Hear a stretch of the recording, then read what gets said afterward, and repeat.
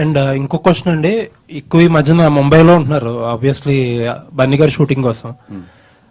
మొన్న వరకు స్ట్రైక్ జరిగింది. ఈ సర్ప్రైజ్ ఏంటంటే ముంబైలో జరుగుతున్న షూట్ కూడా కొంచెం ఇబ్బంది పడ్డారని అంటున్నారు. మీరు సినిమా గురించి చెప్పక్కర్లేదులే కానీ అక్కడ కండిషన్స్ ఏంటో చెప్పండి.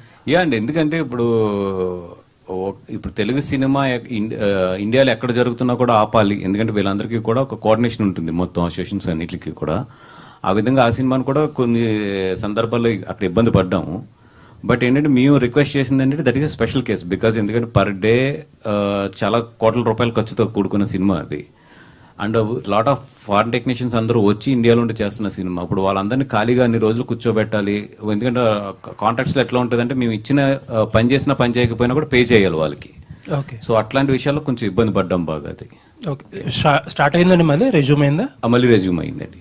ఓకే అండి, ఆల్ ది బెస్ట్. వాసు గారు, ఈ నెల కన్యాకుమారి రిలీజ్ చేస్తున్నారు మీరు, నెక్స్ట్ మంత్ ఏమో ఫస్ట్ వీక్ లో లిటిల్ హార్ట్స్ రిలీజ్ చేస్తున్నారు. సో మీ నుంచి మీరు ఇందాక అన్నారు థియేటర్స్ ఫీడింగ్ కోసం ట్రై చేస్తున్నాను నేను థియేటర్స్ కి ఇవ్వాలని.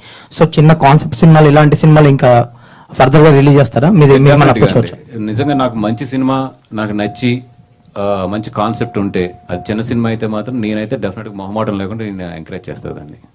అంటే రోజు మీకు వచ్చి ప్రెస్ మీట్లో నేను బోర్ కొట్టినా కూడా నేను ఎంకరేజ్ చేస్తాను చిన్న సినిమా బాగుంటే మాత్రం. అంటే ఇప్పుడున్న సిచ్యువేషన్కి తగ్గట్టు ప్రొడక్షన్ పరంగా మీ వైపు నుంచి మార్పులు చేసుకోవాల్సిన అవసరం కూడా ఏమైనా ఉందంటారు సార్? అంటే 100% నా వైపు నుంచే కాదండి, ప్రతి ప్రొడ్యూసర్ కూడా ఇప్పుడున్న సిచ్యువేషన్స్లో ఫస్ట్ అర్థం చేసుకోవాల్సింది ఏంటంటే మనం వెనకబడిపోతున్నాం అని సినిమాలు తీస్తే మాత్రం డబ్బులు పోతాయి. ఇప్పుడు మన పేరు మర్చిపోతున్నారు, లేదా మన బ్యానర్ పేరు మర్చిపోతున్నారు అని ఎక్కువ పరిగెట్టి ఏదో సినిమాలు రన్నింగ్లో పెట్టాలంటే మాత్రం ఇప్పుడున్న సిచ్యువేషన్లో అయితే డబ్బులు పోతాయి. 20 మినిమం సేఫ్ అనేది మాత్రం ఇప్పుడు సినిమాలకు లేదు. రెండే ఉన్నాయి, disaster, super hit. Super hit అయితే డబ్బులు మిగులుతాయి, డిజాస్టర్ అయితే పోస్టర్ డబ్బులతో సహా పోతాయి. అది ఎంత పెద్ద సినిమా అవ్వచ్చు, ఎంత చిన్న సినిమా అన్నా అవ్వచ్చు. ఈరోజు మినిమం సేఫ్ అనేది మాత్రం సినిమాల్లో అయితే లేదు, చాలా కష్టం అవుతుంది. ఇప్పుడున్న బిగ్ ప్రొడక్షన్ కంపెనీలు కూడా వచ్చే 2 ఏళ్లలో ఏంటి భవిష్యత్తు అనే ఒక క్వశ్చన్ మార్క్ అనేది బాగా ఏర్పడింది, ఒక భయం అనేది ఏర్పడింది అని కూడా అంటున్నారు.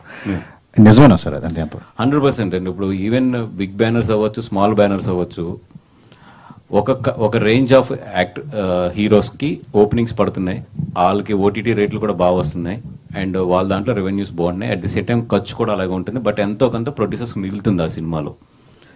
మిడ్ రేంజ్ సినిమాస్లో ప్రొడ్యూసర్స్ మిగలట్లేదు. ఒక పెద్ద సినిమా, ఒక హై బడ్జెటెడ్ సినిమా ఉంటే ఒక మిడ్ రేంజ్ సినిమాలో దే కెన్ గెట్ ఆన్ అవ్వచ్చు. చిన్న సినిమా అనేది ఏంటంటే లాస్ తక్కువ ఉంటుంది, అట్ ద సేమ్ టైం కొడితే మాత్రం చిన్న సినిమాలో డబ్బులు వస్తున్నాయి. కొడితే అంటే సూపర్ హిట్టే కొట్టాలి, హిట్ కూడా ఈ రోజులో సరిపోతుంది చిన్న సినిమాల్లో.